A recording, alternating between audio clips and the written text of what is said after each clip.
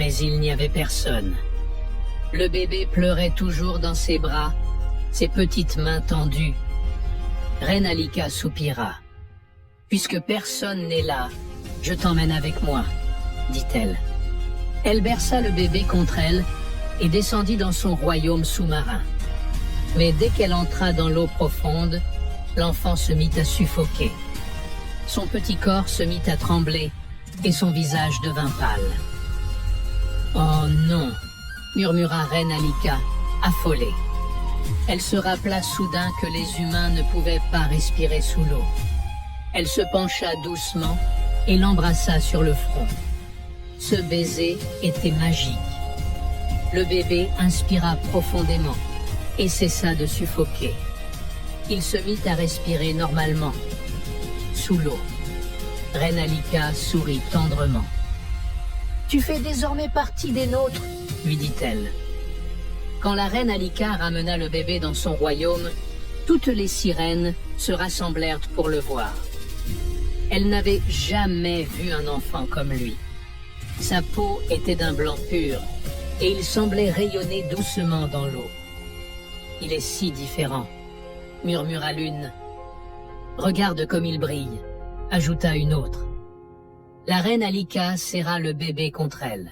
« Je vais l'appeler Prince Kalo, » déclara-t-elle fièrement.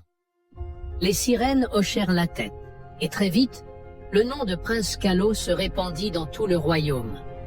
Il faisait désormais partie de leur famille. Avec le temps, des choses étranges commencèrent à se produire dans le royaume des sirènes. Les rochers de corail sous-marins, autrefois ternes, devinrent soudain éclatants de couleurs. Les plantes marines poussèrent plus haut et plus vertes que jamais. Même l'eau scintillait comme jamais auparavant. Le royaume tout entier vibrait de vie et d'énergie. « Tout pousse si magnifiquement !» remarquèrent les sirènes. « C'est à cause du prince Kalo », affirma l'une d'elles. La reine Alika observait son royaume avec émerveillement. Cela ne s'est jamais produit avant. Kalo est spécial. En grandissant, Prince Kalo émerveilla tout le monde. Il apprenait vite, toujours avide de découvrir de nouvelles choses. Les sirènes lui enseignèrent à nager comme l'éclair, à parler leur langue et à défendre leur royaume. En peu de temps, il devint le meilleur combattant d'entre eux. Il se déplaçait dans l'eau comme un guerrier, rapide et intrépide. « Regardez-le » disaient les sirènes. « C'est un vrai prince. » Bien qu'il fût le seul garçon du royaume, tous l'aimaient. Il était leur protecteur, leur espoir pour l'avenir. Pendant ce temps, dans le royaume humain, le roi Korior vivait heureux, convaincu que le prince Koko était son véritable fils. Il l'aimait sincèrement, comme un vrai père. Mais l'enfant avait hérité de son arrogance. Tout comme son père, il était fier, sûr de lui et méprisant. La reine Sylvia, elle aussi, semblait heureuse. Son terrible secret était enfoui, et personne ne se doutait de rien. La vie au palais semblait parfaite. Pourtant, un désir profond hantait le roi. Il voulait un autre enfant. Mais malgré tous ses efforts, la reine Sylvia ne tombait plus jamais enceinte. Un soir, alors que le soleil se couchait, la reine aperçut le roi assis seul dans la cour, le visage grave, perdu dans ses pensées. Elle s'approcha doucement.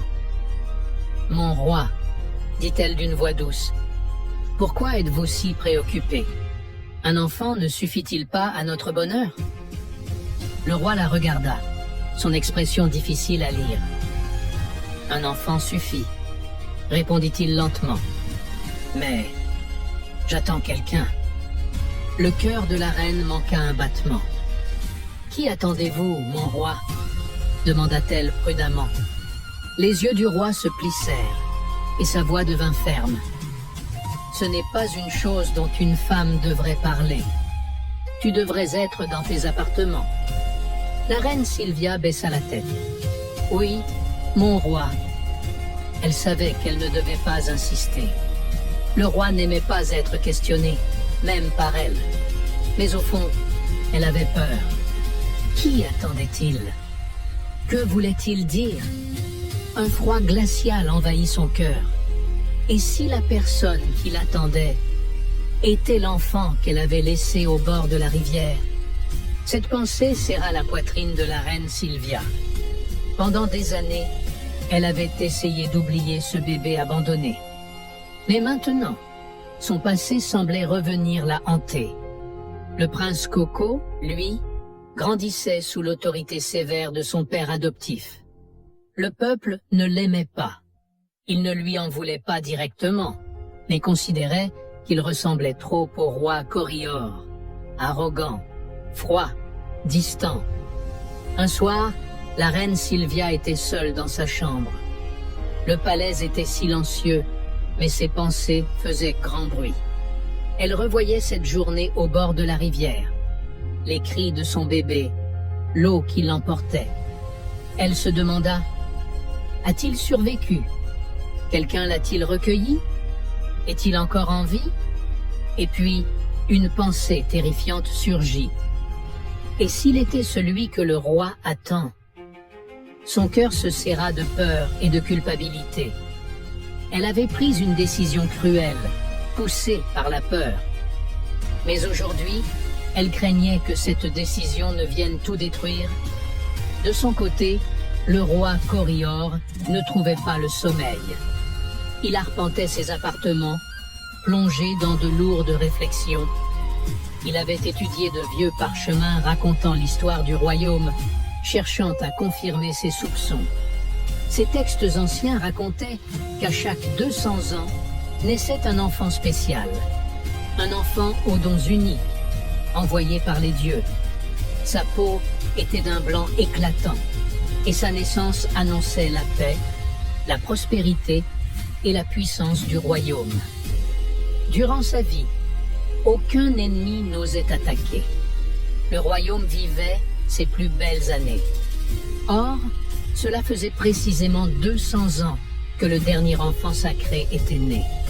Cet enfant était censé apparaître pendant le règne de Corioor, mais il ne l'avait jamais vu. De son côté, la reine Sylvia tremblait dans sa chambre. Et s'il découvre la vérité? Et s'il apprend pour l'enfant que j'ai abandonné? Son cœur battait à tout rompre. Le secret qu'elle avait gardé pendant 15 longues années devenait un fardeau trop lourd à porter. Le roi, déterminé à découvrir la vérité, convoqua le grand prêtre, le plus sage du royaume. Le grand prêtre arriva rapidement, le visage calme, mais empreint de gravité. Sa présence imposait le respect. Il alluma des herbes sacrées et commença à chanter, sa voix grave et rythmée invoquant les dieux. La fumée emplit la pièce. L'air devint lourd de tension. Le roi Corioor observait, le cœur battant entre espoir et crainte. Enfin, le prêtre ouvrit les yeux. « Majesté, dit-il, l'enfant a bel et bien été né. » Le roi fronça les sourcils, troublé. « Que veux-tu dire? Nous n'avons vu aucun enfant comme celui que tu décris. » Le prêtre hocha la tête. Les dieux ont parlé clairement. L'enfant sacré est né. Le visage du roi s'assombrit. « Que dis-tu là ?» s'emporta-t-il. « Si cet enfant existe, pourquoi n'est-il pas ici avec moi? Où est-il » Le prêtre baissa la voix. « Il est vivant, Majesté. » La colère du roi explosa. Son esprit bouillonnait de questions. « Qui ose garder ce qui m'appartient » cria-t-il. « Qui a osé me cacher cet enfant ?» Le prêtre resta silencieux, laissant la fureur du roi redescendre. Les dieux ont offert leur cadeau.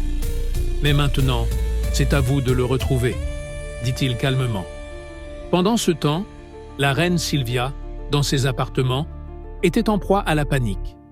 Elle avait surpris des murmures au sujet de la réunion du roi avec le prêtre. Les murs de sa vie secrète semblaient se refermer sur elle. Et s'il découvre tout, que me fera-t-il? Le roi, rongé par la colère et les soupçons, fit appeler sa femme. La reine Sylvia entra dans la chambre royale, le cœur battant. Elle lut dans les yeux du roi une rage contenue, et ses jambes vacillèrent. « Assieds-toi » ordonna le roi d'une voix glaciale. La reine Sylvia s'exécuta lentement, les mains tremblantes. « Est-ce qu'il sait ?» pensa-t-elle. « A-t-il découvert la vérité ?» Le regard du roi était perçant. « Dis-moi, dit-il, le bébé que tu as mis au monde, était-il comme celui que décrivent les parchemins ?» La reine Sylvia hésita, puis secoua lentement la tête.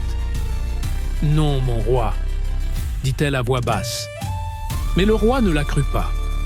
Il remarqua ses mains tremblantes, sa voix faible, son regard fuyant. « Tu mens, rugit-il. « Je ne mens pas. Mon roi, répondit-elle dans un souffle. La patience du roi éclata. Il frappa violemment la table du poing. « Assez! Dis-moi la vérité !»